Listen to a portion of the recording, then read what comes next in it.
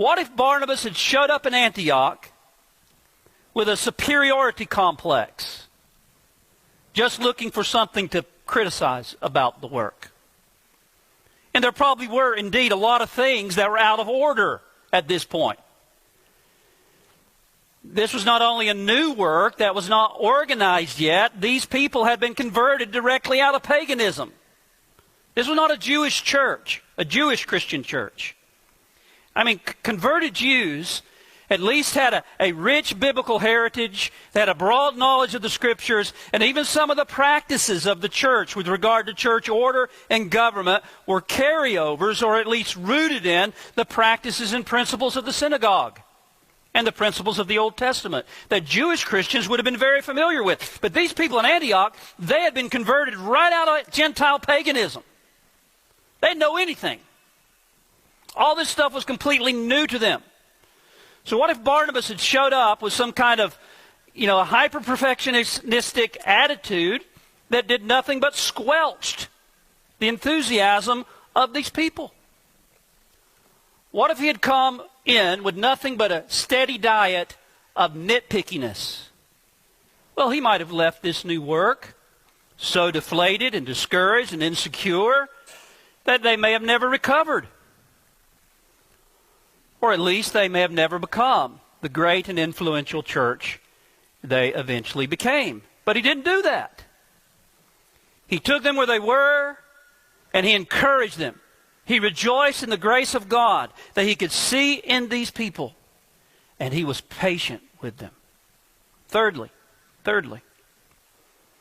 we also see Barnabas encouraging a young, unseasoned, less experienced preacher.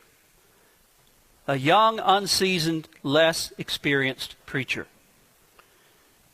It's the third example we see in the book of Acts. As Barnabas continued to preach and to teach in Antioch, he began to realize that this work was more than he could do alone.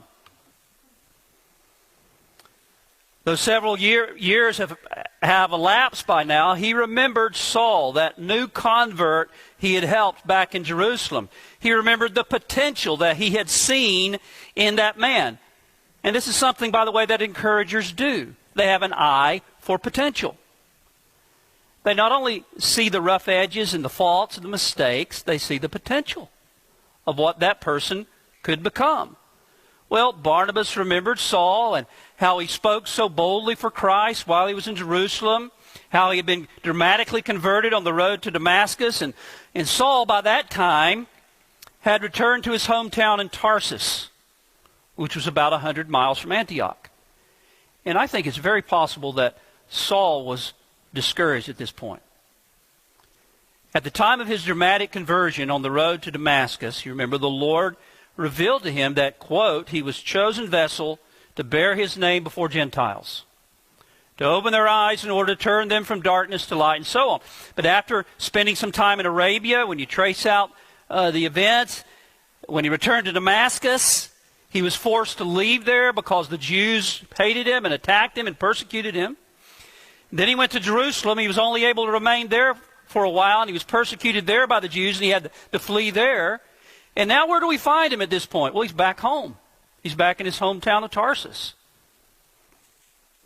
Several years have gone by since his conversion, and not a lot seemed to be happening right now. Was Saul destined to be forgotten by the church? Were all of his gifts to be unused or virtually wasted in some obscure corner? No. Barnabas remembered him. And Barnabas, according to verses 25 to 26, went out looking for him. And having found him, says he persuaded him to come back to Antioch with him.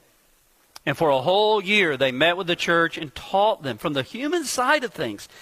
This was the event that eventually proved to be Paul's coming out, as it were.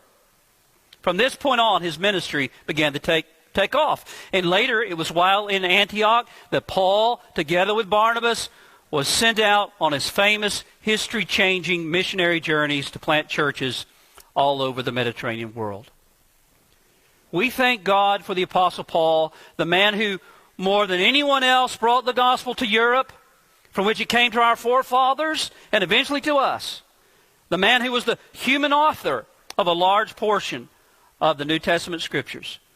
But when we thank God for raising up and using Paul as he did, let us not forget to thank God for Barnabas.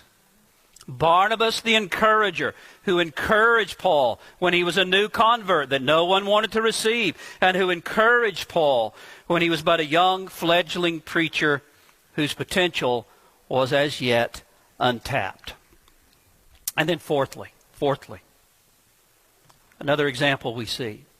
We see Barnabas encouraging a Christian worker who had shamefully failed.